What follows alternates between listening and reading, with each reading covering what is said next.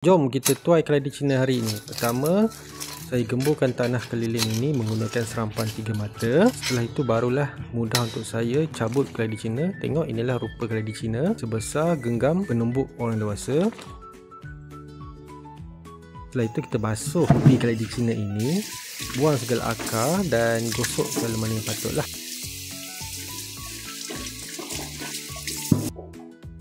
Tiba masanya untuk proses keladi Cina untuk kita buat pembiakan.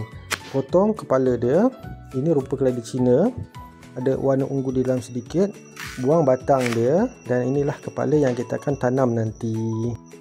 Saya dapat banyak dan ubi kecil ni pun boleh digunakan untuk pembiakan. Untuk penanaman, korek dan tabur sedikit bumi kompos, kambus kepala keladi dengan selapis tanah. Beginilah rupanya, tunggu sehingga 10 hingga 15 hari untuk keluar tunas baru.